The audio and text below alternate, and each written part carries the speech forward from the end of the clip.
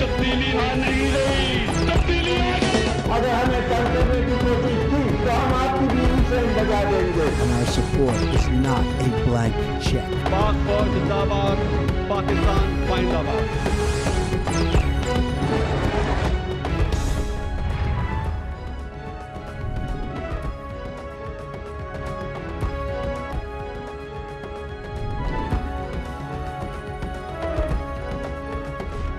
जी अस्सलाम वालेकुम। प्रोग्राम में आज सबसे पहले बात करेंगे आज की सबसे बड़ी खबर के हवाले से हमजा शहबाज की गिरफ्तारी और मॉडल टाउन में उनके घर पे होने वाले रेड के हवाले से।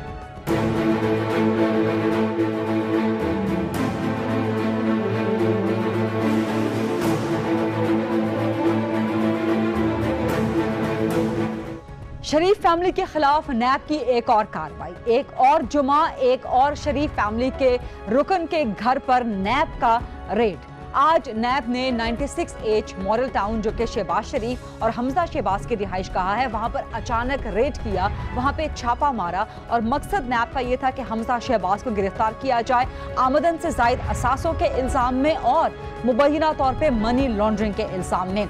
हमजा शहबाज के गार्ड्स, हमजा शहबाज के जाती मुलाजिमीन और नैब अहलकारों के दरमियान खींचातानी हुई और उसके बाद हमजा शहबाज ने नैब पर एतराज़ात उठाए कि उन्होंने चादर और चार दीवारी के तकद्दुस को पामाल किया है और उन्होंने घर की दीवारें फलांगने का जुर्म का इर्तिकाब किया है।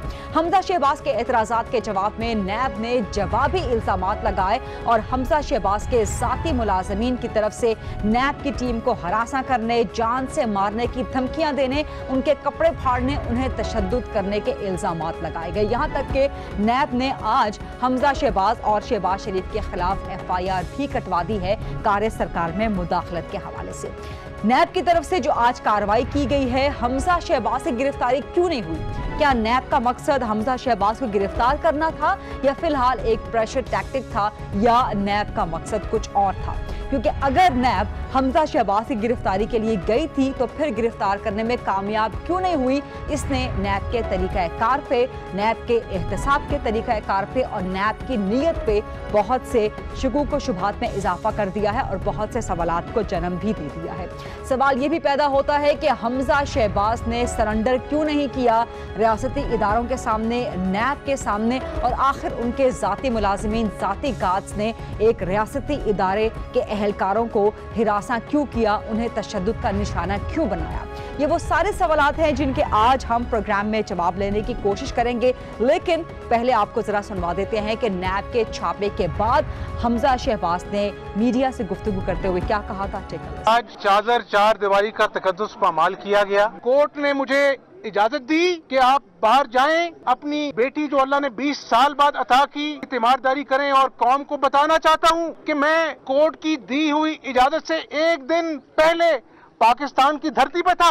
सुप्रीम कोर्ट के जजेस ने कहा कि नैब सियासतज़दा हो चुकी है, ये आज लोगों की जान लेवा बन गई है नैब। और कल इस्लामी नजरियाती काउंसिल ने कहा है कि आप हथकड़ी लगा के लोगों की तस्दीक करते हैं, हम इसका जायजा लेंगे। मेट्रो बस रोज पता चलता है वहाँ पर करप्शन हुई है अरबों रुपए की, वो दंदराते फिरते हैं लोग, उनको कोई पूछने वाला नहीं है। गिरफ्तारी होती है तो शहबाज शरीफ की होती है, गिरफ्तारी होती है तो नवाज शरीफ की होती है, गिरफ्तारी होती है तो मरीम नवाज की होती है। आज घर की चादर चार दीवारी का तकद्दुस पामाल करके हमजा शहबाज को गिरफ्तार करने आ गया। भाई करो, गिरफ्तार करना है, लेकिन कोई कायदा कानून है कि नहीं इस मुल्क में? ये अदालत ने कहा कि आप 10 दिन पहले गिरफ्तारी से बताएंगे। सुपरमैन बनकर नैब के एहलकार यहाँ पर मुझे गिरफ्तार करने आ गए। अदालत के फैसले की धज्जियां उड़ाई गई। इसी पर बात करेंगे। मेरे साथ हैं आज पाकिस्तान मुस्लिम लीग नून के सीनियर अहम रहनुमा मलिक अहमद खान साहब, माहिर कानून भी हैं। पाकिस्तान तहरीक इंसाफ के सीनियर मरकजी रहनुमा सेक्रेटरी इत्तलात हैं उमर सरफराज चीमा साहब, वो भी ज्वाइन कर रहे हैं। सईद गनी साहब हैं, पाकिस्तान पीपल्स पार्टी के सीनियर रहनुमा हैं, तर्जुमान भी हैं और वजीर हैं सिंध के। अस्सलाम वालेकुम सईद गनी साहब आपको। जी वालेकुम सलाम। और मेरे साथ हैं सलमान अकरम राजा साहब, मशहूर व मारूफ माहिर कानून हैं और राजा आमिर अब्बास साहब नैब के साबिक प्रोसिक्यूटर हैं, नैब कवानीन के माहिर हैं। मलिक अहमद खान साहब, सबसे पहले हमजा शहबाज पे आमदन से जायद असासों का इल्जाम, मुबैना तौर पे मनी लॉन्ड्रिंग का इल्जाम, ये बहुत संगीन इल्जाम हैं आपकी लीडरशिप पे। शहबाज शरीफ पर भी मुबैना मनी लॉन्ड्रिंग के इल्जाम हैं और अब सुप्रीम कोर्ट में 9 अप्रैल को उनकी जमानत मंसूखी की भी केस की सुनवाई हो रही है और 9 अप्रैल को नैब ने भी तलब कर लिया। तो शहबाज शरीफ, हमजा शहबाज पर एक बार फिर मुश्किल और इस दफा तो मुबैना मनी लॉन्ड्रिंग के इल्जाम हैं बहुत संगीन। जी शुक्रिया गरीदा। देखिए, मैंने वो नोटिस पढ़ा है, मैं उसको पढ़ने के बाद ये समझने से कासिर हूँ कि रेमिटेंसेस की बुनियाद पे लॉन्ड्रिंग, मनी लॉन्ड्रिंग के इल्जाम कैसे लग सकते हैं, ये मैं आई एम स्टिल, अभी हम उसका बगौर जायज़ा ले रहे हैं। शायद को हमारी नज़र से चीज़ स्किप कर गई हो, लेकिन जो नोटिस है और जिसका जवाब उन्होंने मांगा है, तो वो तो बेसिकली उन्होंने 2000 से लेकर पिछले कोई तकरीबन 18 साल का रिकॉर्ड मांगा, जो सारा रिकॉर्ड इनको फराम किया गया। कोई चीज़ भी छुपाई नहीं गई, जिस बैंक अकाउंट की ट्रांजैक्शंस उन्होंने मांगी वो सारी दी गई। तो पहले तो ये एसेट्स बियॉन्ड मीन्स की ज़िम्रे में ये सारे सवालात पूछ रहे थे। फिर उसके बाद कुछ इन्होंने अकाउंट्स के बारे में पूछा, वो भी डिटेल्स दी गई। तो अगर ये कोई हाइपोथेटिकल क्वेश्चंस हैं कि ये खुद से एक मफरूज़े की बुनियाद पर ये इन्होंने अपना ये अंदेशा कायम कर लिया है कि ये फॉर इंस्टेंस के ये वक्ती तौर पे मान भी लिया जाए कि कोई मनी लॉन्ड्रिंग की इन्वेस्टिगेशन है, तो नैब अथॉरिटीज़ का पहले ये हक बनता है कि मुझसे अपना सवाल पूछे और जवाब मांगे।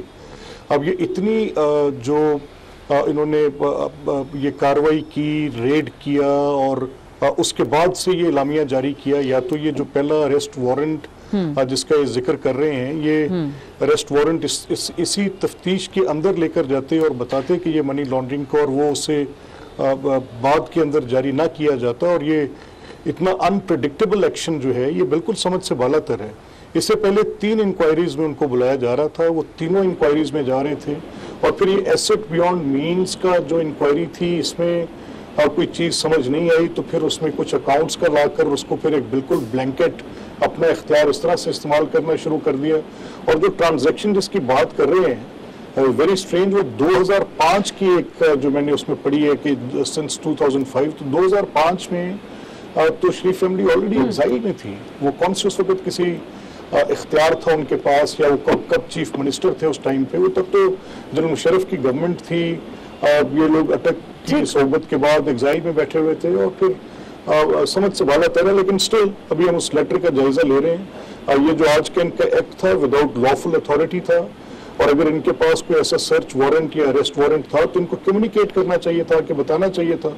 यही तो प्रॉब्लम है ना, ये तो आप लोगों की प्ली है कि कम्युनिकेट करना चाहिए था। नैब कहती है कि उसके पास सुप्रीम कोर्ट का फैसला मौजूद है। सलमान अकरम राजा साहब, यही वो पॉइंट है जो मैं आपसे समझना चाह रही हूँ कि एक तरफ लाहौर हाई कोर्ट का फैसला मौजूद है जिसको हमजा शहबाज अपने डिफेंस में इस्तेमाल कर रहे हैं, एक तरफ सुप्रीम कोर्ट का ऑर्डर मौजूद है जिसको नैब अपने डिफेंस में इस्तेमाल कर रहा है। तो ऐसी सूरत में सलमान राजा साहब, कौन सा हुक्मनामा प्रिवेल करेगा? देखिए, जो सुप्रीम कोर्ट का फैसला आया है हाल ही में, वो हमजा शहबाज के मुकदमे में नहीं आया, वो किसी और मुकदमे में सुप्रीम कोर्ट ने कानूनी सूरत हाल बयान कर दी है कि कानून की रूह से, जो नैब का कानून है, नैब गिरफ्तार करने की मजाज है, पेश की इत्तला देना या नोटिस देना गिरफ्तार करने से पहले ज़रूरी नहीं है। तो ये तो एक तरह से कानून की तौज़ीह हो गई, जो एक कानून का जो एक अमूमी उसूल है नैब के कानून का, उसका बयान जो है सुप्रीम कोर्ट के फैसले ने कर दिया। लेकिन इसका ये मतलब नहीं है कि हाई कोर्ट के तमाम फैसले जो मखसूस केसों में हुए हुए हैं, खा वो हमजा शहबाज का केस हो या किसी और का केस हो, और केसों में भी हैं कि फलां शख्स को नहीं गिरफ्तार किया जाएगा पेश की नोटिस के बगैर, या 10 दिन का वक्त दिया जाएगा, तो वो तमाम फैसले बरकरार रहते हैं। ये ज़रूर नैब कर सकती थी कि सुप्रीम कोर्ट के फैसले को लेकर उन मुकदमात में दरख्वास्त देती, वेकेशन ऑफ ऑर्डर की, कहती कि आप अपना ये फैसला जो है हुक्मनामा वापस ले लीजिए, क्योंकि अब सुप्रीम कोर्ट ने कानून की तौज़ीह कर दी है, कानून को बयान कर दिया है, और इस रूह से ये जो हम पे कदगन लगाई गई थी वो कदगन अब कायम नहीं रहनी चाहिए। लेकिन ऐसा नहीं है कि सुप्रीम कोर्ट का एक किसी और मुकदमे में फैसला आ जाने के बाद हाई कोर्ट के तमाम फैसले जो मखसूस मुकदमों में दिए गए हों मखसूस पटिशनर्स के हक में कि वो तमाम के तमाम अपने आप ज़ाइल हो जाएंगे। तो ये कानूनी सूरत हाल है, नैब को लाना चाहिए था सुप्रीम कोर्ट का फैसला हाई कोर्ट के सामने। That's a very interesting point. Raja Aamir Abbas sahab, ये नैब ने आज किया क्या? इतना ड्रामाई अंदाज, बिल्कुल वो आगा सिराज दुरानी वाला मामला, और फिर उसके बाद आप खाया पिया कुछ नहीं, गिलास तोड़ा 12 आने, आपने किया कुछ नहीं, आपने ये कह दिया कि जी कपड़े फाड़ दिए गए, हिरासा कर दिया गया, जान से मारने की धमकी दी गई। प्लस जो पॉइंट सलमान वारा साहब उठा रहे हैं, आखिर नैब लाहौर हाई कोर्ट का जो हमजा शहबाज के लिए रिलीफ था उसमें अपील में गई क्यों नहीं, और खासतौर पर सुप्रीम कोर्ट का फैसला आ जाने के बाद उसने वो ऑर्डर ऑन रिकॉर्ड क्यों नहीं लाई? देखिए, जो लाहौर हाई कोर्ट का फैसला है वो अपनी जगह पे मेरे नज़दीक मौजूद है, वो अभी तक वहाँ पे है, फील्ड में है। अब वो जो फैसला है वो एक पर्टिकुलर केस में हुआ है। अब आया नैब उनको उस केस में अरेस्ट करने गई थी या ये चार्जेस उससे अलहदा है, डिफरेंट है, मनी लॉन्ड्रिंग के अलहदा से चार्जेस अगर हैं तो फिर नैब उनको अरेस्ट कर सकती थी क्योंकि if the charges are different. लेकिन एक इशू बड़ी बात हो रही है कि वो ऑर्डर अपनी जगह था, हमजा शहबाज शरीफ लीडर ऑफ द अपोजिशन है, पार्लियामेंटेरियन है, ये जो कानून का तकद्दुस होता है, अगर वो आपको कोई भी एजेंसी कोई आपके वारंट्स गलत लाई है, अरेस्ट करने आई है, तो ये हरगिज कानून इस चीज़ की इजाज़त नहीं देता कि जो लॉ इन्फोर्सिंग एजेंसीज हैं उनके साथ आप रिटेलिएट करें, आप उनके कपड़े वगैरह फाड़ें, उन्हें धमकियां दें, पिस्टल वगैरह निकालें।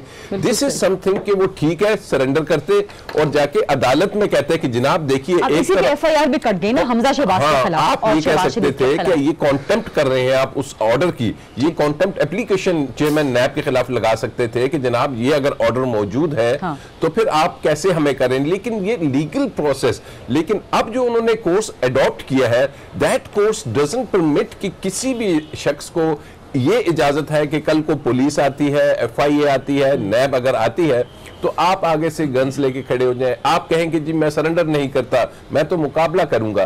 दिस इज समवेयर नैब को क्या करना चाहिए था? नैब को खामोशी से चले जाना चाहिए था। लॉ एनफोर्समेंट एजेंसीज को बुलाती है, पुलिस को बुलाती है, एफआईए को बुलाती है अपने असिस्टेंस के लिए। नैब अब इसमें दोबारा उसके पास वारंट्स तो मौजूद है, मुझे लगता है ऐसे है कि नैब किसी भी वक्त उन पे दोबारा रेड करेगी और इस दफा री इन्फोर्स होके जाएगी और उसे अरेस्ट करेगी। अदरवाइज अगर नैब अरेस्ट नहीं कर पाती तो इट मींस के नैब की जो इख्तियारात हैं चेयरमैन नैब के सेक्शन 24 के, उसको तो फिर सिर्फ एक खास तबके के लिए आप इस्तेमाल कर रहे हैं और पंजाब में अगर आता है तो आप नहीं कर रहे। तो नैब ने थोड़ा सा इसमें शायद प्रेपरेशन कम थी उनकी, अगर वहां पे कुछ ऐसा इशू आ रहा था तो पंजाब पुलिस को कॉल किया जा सकता था।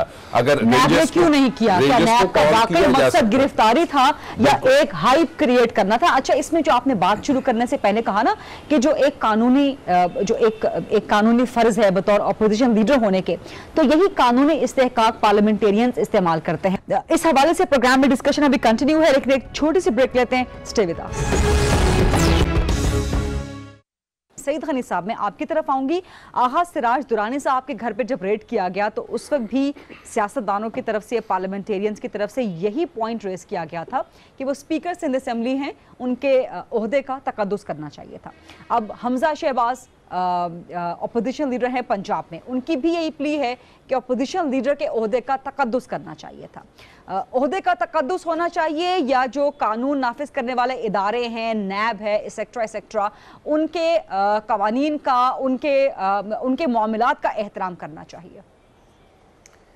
देखें खरीदा, पहली बात तो ये ज़हन में रखें कि नैब जो है इस वक्त कोई गैर मुतनाज़ा इदारा नहीं है, बहुत ज़्यादा कंट्रोवर्शियल है। ठीक।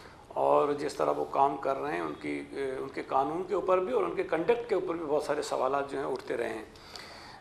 आगा सिराज दुरानी साहब का केस थोड़ा सा इससे मुख्तलिफ इसलिए है कि उनको गिरफ्तार इस्लामाबाद में कर लिया था जी। उसके बाद उनके घर पे रेड किया और 7-8 घंटे तक वहाँ रहे और उनके घर में कोई मेल मेंबर उस वक्त नहीं था, सिर्फ ख़वातीन थी। हम जब वहाँ गए थे उनके घर पे तो हमने ये नहीं कहा था कि आप तलाशी मत लें, आप जो काम करना है अपना काम मत करें। हमने सिर्फ ये कहा था कि या तो उन ख़वातीन को बाहर भेज दें या हमारी कुछ ख़वातीन मेंबर्स थी जो कैबिनेट की, दो उनको आप अंदर भेज दें ताकि वो उनके साथ बैठ जाएँ। बड़ी ज़्यादती है कि इस तरह ख़वातीन को आपने अपनी कस्टडी में रखा हुआ है वहाँ पर, तो ये केस थोड़ा सा उससे मुख्तलिफ है। दूसरी मैं समझता हूँ कि देखें इस वक्त नैब जिस तरह से काम कर रही है वो अक्सर मुख्तलिफ लोगों को, ख़ासतौर पे सियासतदानों को बुलाते रहते हैं अपने पास इंक्वायरी के लिए। जिस तरह अलीम खान को उन्होंने बुलाया था और उसको बुला के उन्होंने गिरफ़्तार कर लिया। शहबाज शरीफ को उन्होंने बुलाया था, उनको बुला के उन्होंने गिरफ़्तार कर लिया। मेरा ख्याल है, मुझे एग्जैक्टली नहीं पता, लेकिन हमज़ा को भी शायद उन्होंने बुलाया है कई दफ़ा, वो बुला के दोबारा उनको बिठा सकते थे कि गिरफ़्तारी करना है। तो ये कोई ऐसे नॉन क्रिमिनल्स तो है नहीं, कोई दहशतगर्द डाकू तो है नहीं कि जिनके पीछे पुलिस और नैब लगी हुई है और ये हाथ नहीं आ रहे हैं और इनको मिल नहीं रहे हैं कि कहाँ छुपे हुए हैं।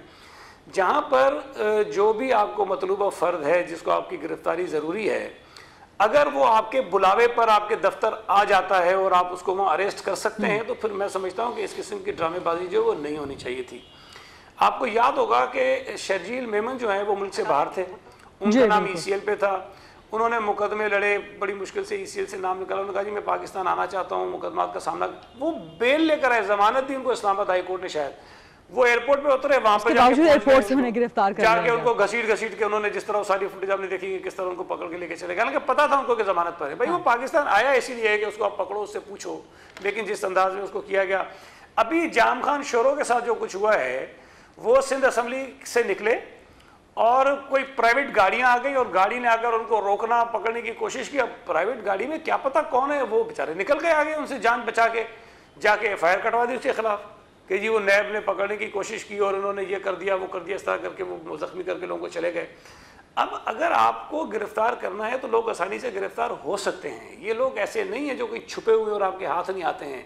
अभी तो देखिए नैब को जवाब देना है, असद मुनीर के जो उसका जो खुदकुशी की है उसका उन्होंने जवाब देना है।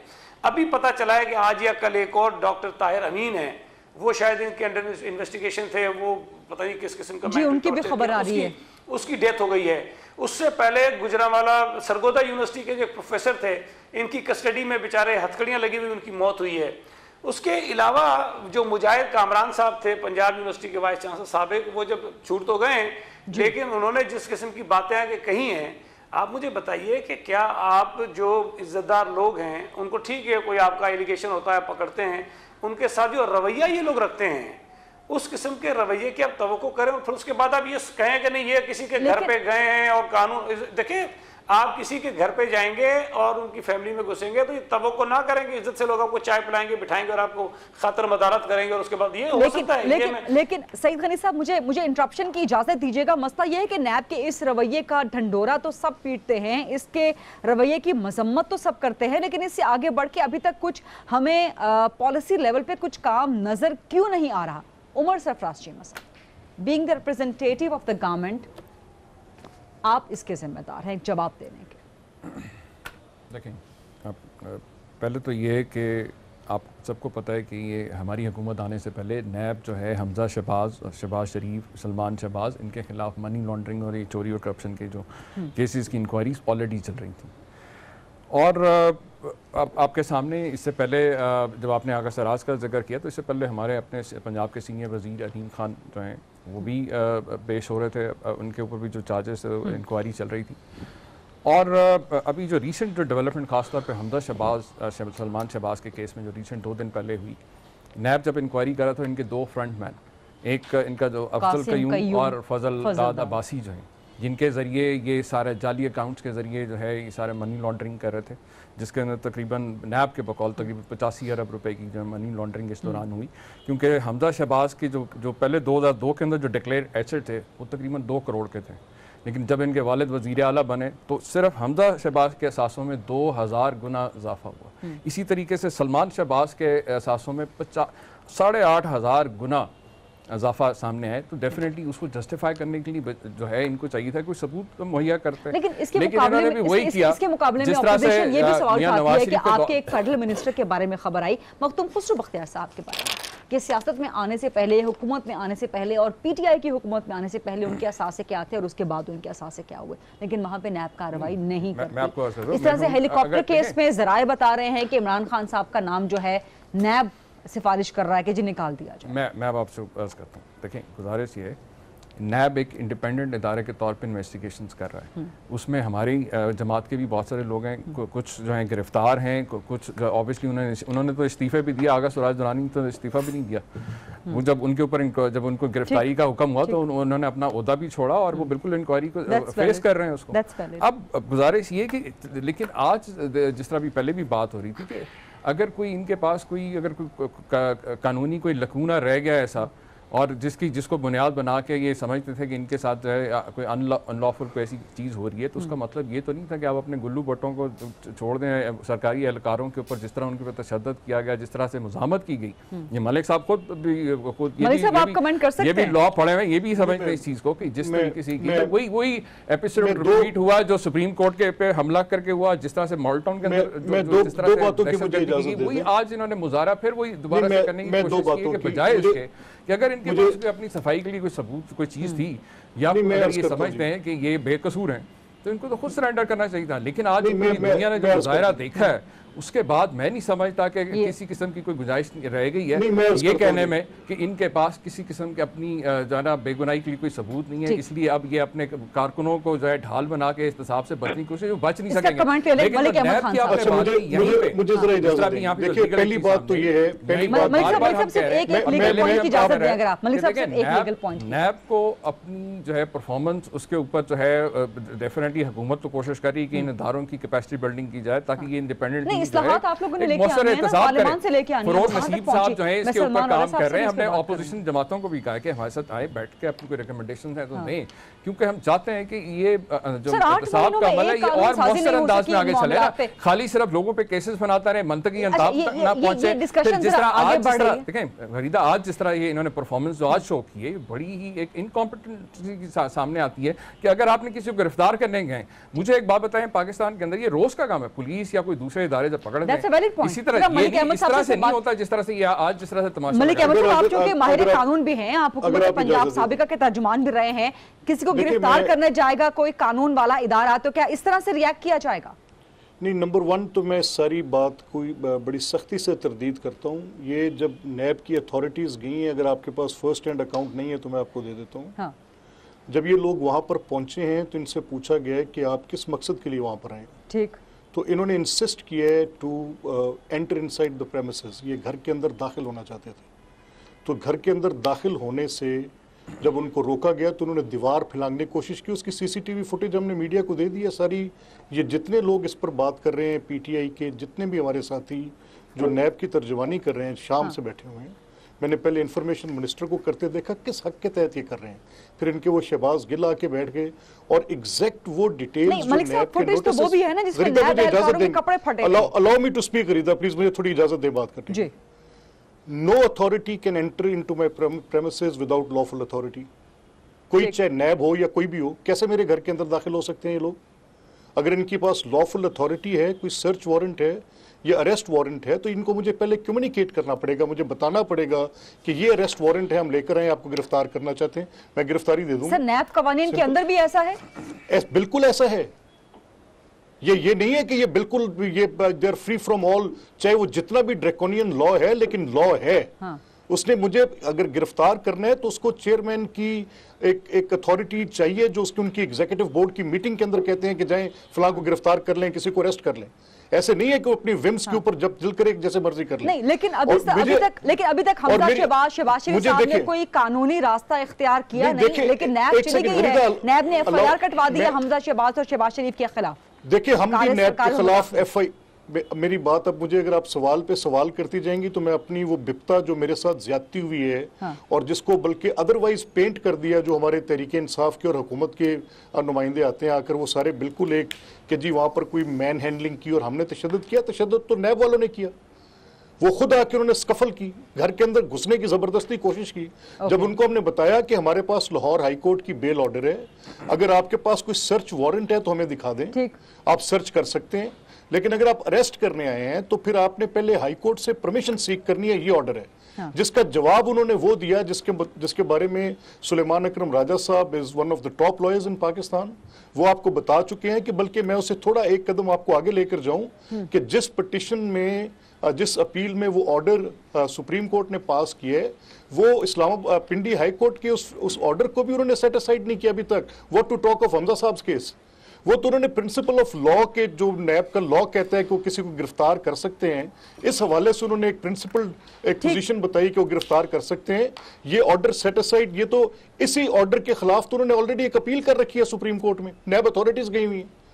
अगर वो एपेलेट जुरिस्डिक्शन में पड़ी हुई है और ये ऑर्डर इन फील्ड है, उसके ऊपर कोई स्टे ऑर्डर या उसको सेट असाइड करने का ऑर्डर नहीं दिया गया, तो क्या ये बिल्कुल कलर ब्लाइंड थे नैब के अफसरान? इनको नहीं पता था किस तरह नहीं जाना?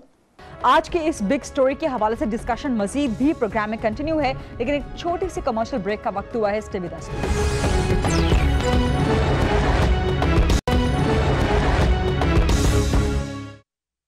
Welcome back. सलमान राजा साहब, यहाँ मुझे आपकी एक्सपर्ट ओपिनियन की जरूरत है। आपने मलिक अहमद खान साहब के पॉइंट सुन लिए। सर, मुझे यहाँ पे आपसे समझने की जरूरत है इन पॉइंट्स को लीगली।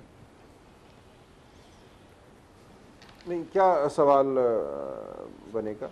अब ये सलमान साहब 2-3 पॉइंट्स रेज किए हैं मलिक अहमद खान साहब ने। एक तो ये कि नैब जब भी आएगी रेड करने के लिए, सर्च वारंट्स होंगे, अरेस्ट वारंट्स होंगे, घर के अंदर दाखिल नहीं हो सकती, जबकि नैब की प्ली ये है कि as per the NAB laws और अगेन सुप्रीम कोर्ट के ऑर्डर की वजह से उन्हें इत्तला देने की, उन्हें मजीद फॉर्मेलिटीज़ की ज़रूरत नहीं है।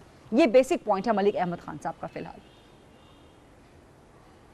नहीं, देखिए, जो तो बात हमने शुरू में भी की कि अगर तो हाई कोर्ट का ऑर्डर इसी मुकदमे के हवाले से था, फिर तो एक दिफा मौजूद था जी। लेकिन उमूमी तौर पे भी अगर आपने कहीं रेड करनी है तो कोई तो उस रेड को ऑथराइज करेगा ना। जो आईओ है वो अपने आप तो फैसला नहीं कर सकता इन्वेस्टिगेटिंग ऑफिसर के मैंने कहीं जाना है, ज़बरदस्ती दाखिल होना है किसी घर में, तो उसके लिए ऑथराइजेशन जो है वो चेयरमैन नैब से हो या दीगर प्रोसेस के ज़रिए हो, दीगर कवानीन में किसी मैजिस्ट्रेट से ये इजाज़त लेना होती है। हमारे सेल्स टैक्स के कवानीन है, कंपटीशन कमीशन का कानून है जिसमें रेड की इजाज़त है, लेकिन उससे पहले एक प्रोसीजर है, एक तरीक़ाकार है जिसके तहत इजाज़त लेना ज़रूरी है। अब ये देखना होगा यहाँ ऐसी इजाज़त ली गई थी या नहीं ली गई थी। सर, नैब का मौक़िफ़ है, सॉरी एक इनपुट दे रही हूँ, नैब का मौक़िफ़ है कि चेयरमैन नैब की ऑथराइजेशन थी, so is that sufficient sir? जी थी तो फिर ठीक है, वो देखना होगा, लेकिन जो ऑथराइजेशन है चेयरमैन नैब की भी, उसके हवाले से ये सवाल फिर उठता है कि किस मयार पर ये ऑथराइजेशन दी जाती है, किन सूरतों में ये हुक्म दिया जाता है कि फ़लाँ के घर में दाखिल हो जाओ, किन सूरतों में ये हुक्म नहीं दिया जाता, किन सूरतों में गिरफ्तारी का हुक्म दिया जाता है, किन में नहीं दिया जाता। ये इस वक्त एक बहुत बड़ा सवाल है पूरे नैब की जो कार्रवाई है उसके हवाले से, कि जहाँ पर लोग गिरफ्तार होते हैं और जहाँ लोग गिरफ्तार नहीं होते, जिन घरों में दीवार को फलांगा जाता है या ज़बरदस्ती दाखिला हासिल किया जाता है, उनमें और दीगर मुकदमात में क्या फ़र्क है। तो इसके लिए मैं ये यकीनन चाहूँगा कि एक रीज़न्ड ऑर्डर हुआ करे जो वक्त आने पर आवाम के और अदालतों के सामने भी हो, ताकि हमें शफाफियत का यकीन हो नैब की हर कार्रवाई के हवाले से। Very valid point Raja Aamir Abbas साहब। हर नया इंसिडेंट नैब की शफाफियत, नैब के प्रोसीजर, तरीक़ाकार, उसकी शफाफियत पे बहुत से सवालात रेज कर देता है। सवालात बार बार उठाए जाते हैं, लेकिन बिजनेस एज यूजुअल की तरह फिर कोई नया वाक़या हो जाता है। देखिए, मैं खुद बड़ा अरसा नैब में रहा हूँ। नैब में अगर तो कहीं आपने जाना है, सर्च वारंट्स आपके पास हैं, ठीक है, तो आपने मुतलका मजिस्ट्रेट को साथ लेके जाना है। आपके इल्म में होगा, आगा सिराज के घर पे जब गए थे तो डीसी साथ था जी। तो आप जब तक, लेकिन आज नहीं था, आज का भी हमें साथ नहीं था कि नहीं था।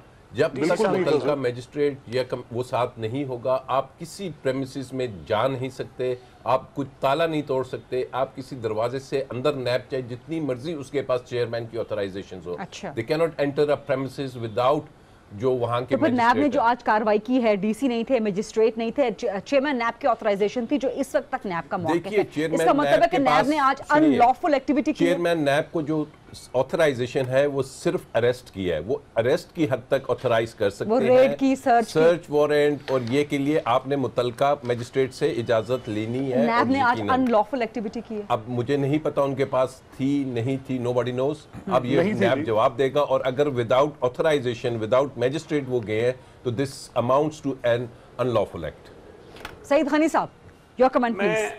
एक तो मैं वजाहत कर दूं, आगा सिराज साहब के घर जब ये गए थे तो डिप्टी कमिश्नर उनके साथ नहीं था और ना ही पुलिस को पता था। मजिस्ट्रेट थे आई थिंक, मुझे नहीं पता, वो कह रहे हैं पता नहीं कौन थे, लेकिन अभी चूंकि राजे साहब ने कहा ना कि डीसी था उनके साथ, तो मैंने कहा करेक्ट कर दूं कि डीसी नहीं था। देखें, एक तो जो सलमान अकरम साहब ने कहा, हमारा जो बेसिक पॉइंट है जो हम बार बार रेज करते हैं, हाँ। कि अगर चेयरमैन नैब के पास कोई इख्तियारात हैं भी गिरफ्तारी का फैसला करने के या ना करने के, तो उसको आप जो है ना सेलेक्टिवली यूज़ नहीं कर सकते हैं कि आप किसी को चाहें तो उसको पकड़वा लें और किसी को आप चाहें तो उसको आप ना पकड़वाएं। अगर डॉक्टर समद को पकड़ा जाता है खैबर पख्तूनख्वा में, वज़ीर आज़म ट्वीट के ज़रिए नाराज़गी का इज़हार करते हैं, तो चेयरमैन नैब फौरी तौर पर नोटिस लेते हैं। चंद दिनों के बाद डीजी नैब केपी जो है उसको तब्दील कर दिया जाता है। आगा सिराज दुरानी की फैमिली के साथ आपके मीडिया के कैमरों ने देखा, सब कुछ उनके सामने हुआ, उनकी फैमिली को हरासा किया गया, 6-7 घंटे तक उनके घर में वो घुसे रहे। लेकिन हम अपीलें करते रहे, हम ये कहते रहे कि चेयरमैन नैब ये देखें कि उनके नीचे के लोग कर क्या रहे हैं। उन्होंने कोई नोटिस नहीं लिया और वो खामोश रहे। अगर BRT पेशावर का मामला सारी दुनिया में उछल रहा है, सबके सामने आ रहा है, उस पर अभी तक नैब का पॉइंट ऑफ व्यू नहीं आया कि उस पर उन्होंने कोई एक्शन लिया है कि नहीं लिया है। सवाल हमारा ये है कि अगर अलीमा खान की प्रॉपर्टियां निकल आती हैं तो उनसे नैब ने क्यों नहीं पूछा। वो अलग बात है कि FBR को उन्होंने जुर्माना भर दिया है कि नहीं भरा है, लेकिन बहरहाल सवाल तो पैदा होता है कि जी जो प्रॉपर्टीज डिक्लेयर नहीं की थी, ये पूछा जाए उनसे कि ये प्रॉपर्टीज आपने कैसे बनाई हैं। अगर जहांगीर तरीन साहब को सुप्रीम कोर्ट में ये साबित हुआ कि अपने ड्राइवर और माली के नाम पे उन्होंने अकाउंट्स खोले, उन अकाउंट्स में करोड़ों की ट्रांजैक्शंस हुई, उसके ऊपर उन्होंने जुर्माना भरा, ठीक, नैब ने जाली अकाउंट्स की बुनियाद पर उनके खिलाफ क्यों कार्रवाई नहीं की। कहते हैं हमसे पूछें आप। लेकिन वही जुर्म अगर किसी और सूबे में किसी और जमात का लीडर करता है, इमरान खान साहब की बहनों का नाम आता है, किसी PTI के लीडर का नाम आता है, तो भाई उनसे बुला के पूछ तो लो कि ये जाली अकाउंट तुमने क्यों खोला, ये दुबई की और अमेरिका की प्रॉपर्टी आपकी कहाँ से आ गई हैं। लेकिन उनसे पूछने को तैयार नहीं है। यहाँ जो है आप बंदे को टारगेट करते हैं कि सईद अली को पकड़ना है, उसके बाद सईद अली के पीछे लग जाते हैं कि निकालो इसकी क्या क्या चीजें हैं, और फिर लोगों को पकड़ो, इधर से पकड़ो उधर से पकड़ो, साबित करना है कि इसने कुछ किया है। ये अगर माइंड सेट है नैब का और इस तरह से उनका तरीका वारदात है, तो माफ कीजिएगा वो खिदमत नहीं कर रहे हैं। ये जो कह रहे हैं कि इंडिपेंडेंट इदारा है, वो इंडिपेंडेंट इदारा नहीं है, वो पॉलिटिकल इंजीनियरिंग के लिए इस्तेमाल हो रहा है और इसके बेशुमार शवाहिद हैं, आप भी समझती हैं, बाकी भी सबको नजर आ रहे हैं। थैंक यू वेरी मच राजा आमिर अब्बास साहब, सलमान अकरम रारे साहब, मलिक अहमद खान साहब, सईद खनी साहब एंड उमर सरफराज चीमा साहब। ये था आज का प्रोग्राम, देखने का बहुत शुक्रिया। I will see you tomorrow. Allah Hafiz.